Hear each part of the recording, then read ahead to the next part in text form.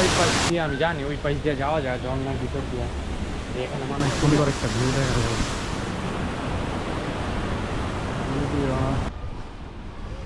একটা অংশ হলো ওই পাশে, ওই পাশের যে এরকম যে সিস্টেমটা ছিল এরকম চিড়িয়াখানার মতো, ওইখানে মাংকির যে বড় সাইজটা বানরের ওই সাইজটা রাখা হইতো ওইটার মধ্যে, কিন্তু এইটার মধ্যে সাপ সাপ ছিল আর কি।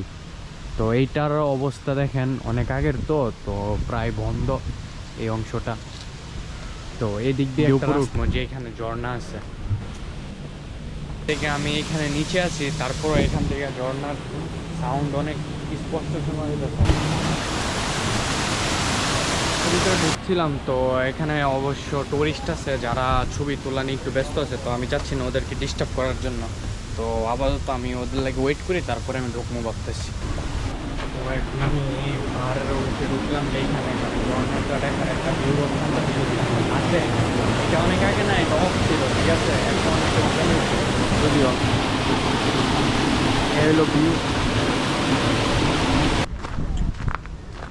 একটা স্টোরি আছে যেটা আমি জানি না, এইটার জন্য আমি দুঃখিত, কারণ আমি এটা বিস্তারিত বলতে পারতেছি না আপনাদের।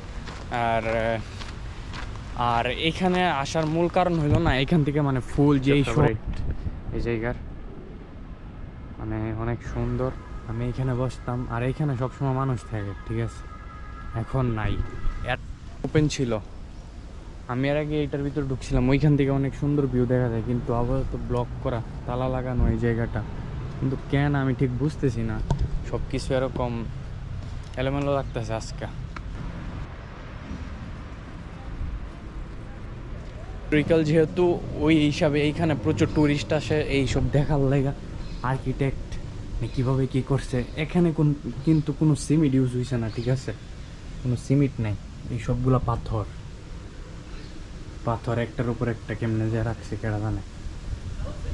আর এটা সবসময় ওপেন থাকে না, হ্যাঁ, এইটার না একটা টাইম আছে, টাইম শিডিউল আছে, টাইমের পরে এইটা একদমই ক্লোজ করে দেয়।